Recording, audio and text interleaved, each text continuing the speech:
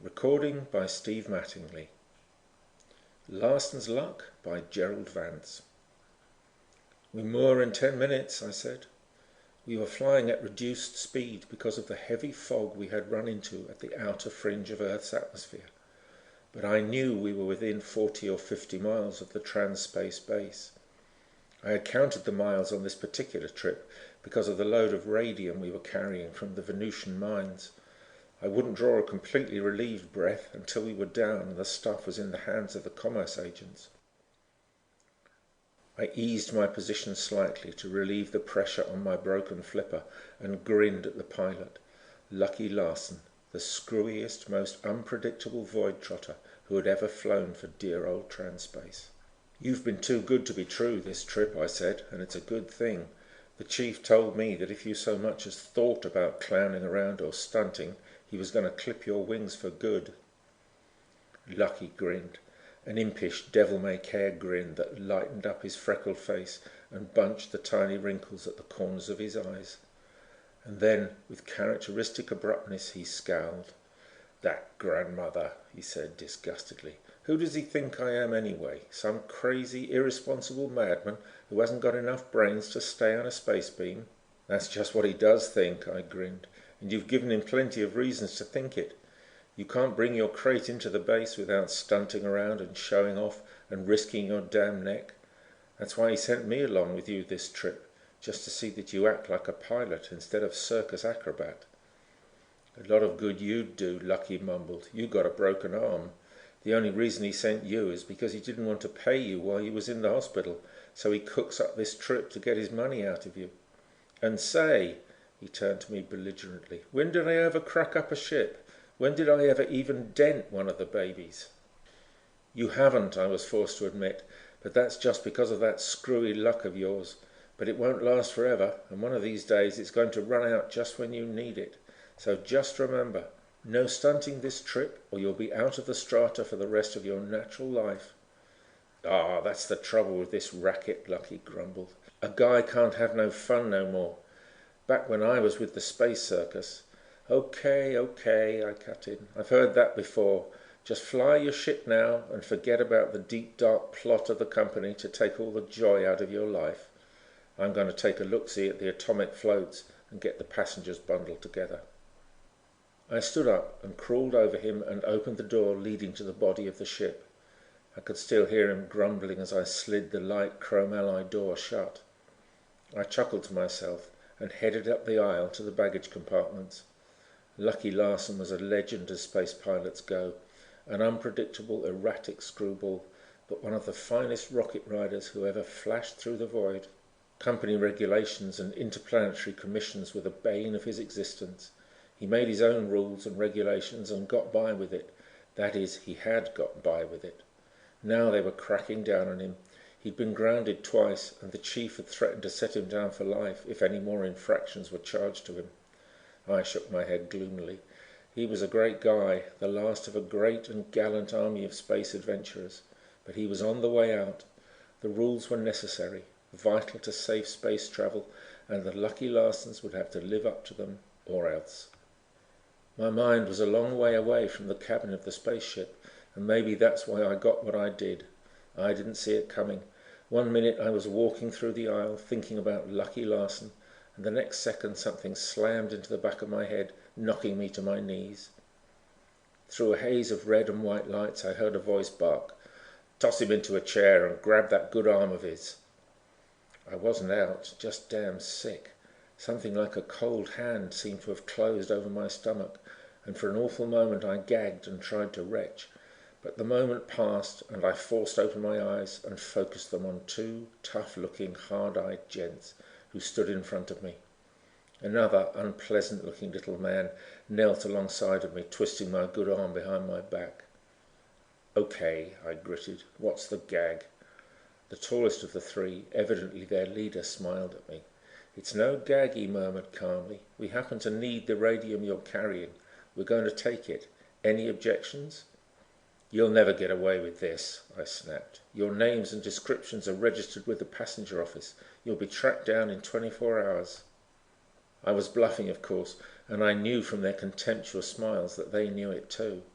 They probably had given fictitious names, and the descriptive information which the Bureau required consisted of a few generalities such as height, weight, and the like. I cursed myself for a stupid, careless fool. The three men had been the only passengers from Venus, and they'd kept to themselves the entire trip. Once or twice I'd wondered at their reticence and quietness, but I hadn't been suspicious enough to make a check-up. One of the men laughed shortly. "Let us worry about that. We've covered every angle that could possibly come up. With the help of your friend up front, this ship will be flown to a certain deserted asteroid where a few friends of ours are to meet us with another ship. How you come out afterward will depend on how you cooperate now. Clear enough?" It was clear enough, all right. Lucky and I wouldn't last long after we served our purpose.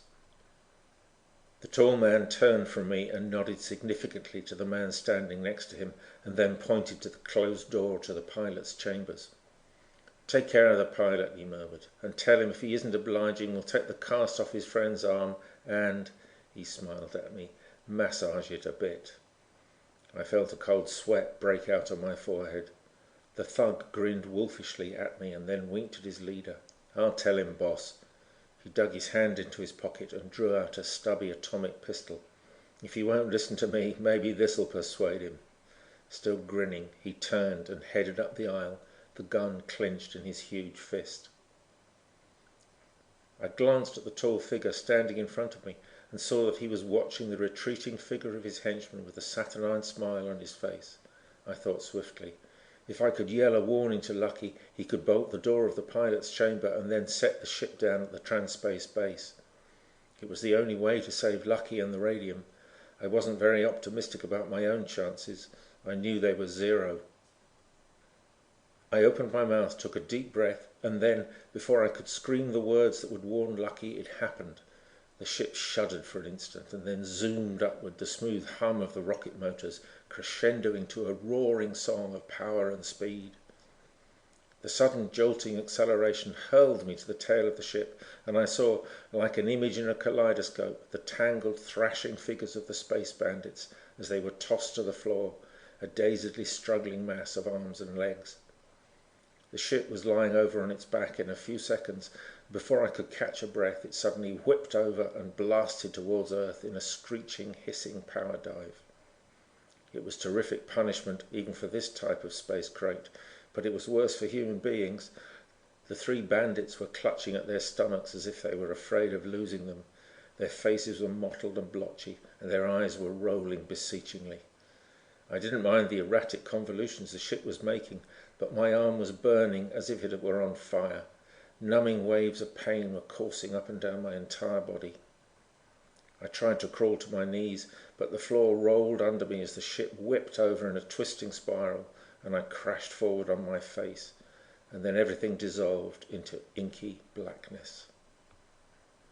When I came to, I heard a great commotion, then a sudden shot, and then a babble of voices booming around me. I remember thinking fleetingly of Crooks, Lucky Larson, and a mountain of radium, and then, because nothing made sense, I passed out again. The next time I opened my eyes, I found myself stretched out on a cot in the chief's office. I turned my head slightly and saw Lucky Larson, the chief, and a half-dozen other guys staring down at me. "It's not very original," I said, "but where the hell am I?" This was silly of me, because I knew where I was. So I said, "Never mind that, but please tell me what the hell happened." The chief laughed, and Lucky Larson laughed, and then they slapped each other on the back. "Don't worry about a thing," the chief said. "Those crooks are under lock and key, and there's not a thing to worry about." "But how? I mean, what?" My voice trailed off. Nothing made sense. "Well," the chief broke in, "Lucky here really deserves the credit for catching them, and I'm not forgetting your good work either. Both of you will receive more tangible evidence of my appreciation, but Lucky really did the brain work." "Ah," Lucky mumbled, "it wasn't much. Just a little common sense and, a little luck." "It was damn fast thinking," the chief cut in belligerently. "You knew your stunting over the base would drive me crazy. You knew I'd get so mad I'd call out the base police and have you thrown in when you were moored. And when you did moor and the crooks toppled out, we were right on hand to receive them. They were so weak from the shaking up you gave them, they didn't have a chance." Lucky rolled innocent eyes to the ceiling. "Sometimes," he remarked piously, "stunting has its uses." "Congratulations," I said weakly. "You certainly used your head, caught the chief's attention with your stunting, and almost knocked the crooks out with it too. That's killing two birds with one stone, all right." And then another thought occurred to me. "How did you know I was in trouble?" I asked curiously. "How did you know we had those crooks on board?" Why, Lucky sputtered, "that was simple. I just happened to look behind me and I saw those boys piling into you. So I did a little fast thinking and then I whipped the ship into a few maneuvers. And like the chief says, they caught his eye all right." The chief was beaming fondly and I turned my head to hide the smile on my lips.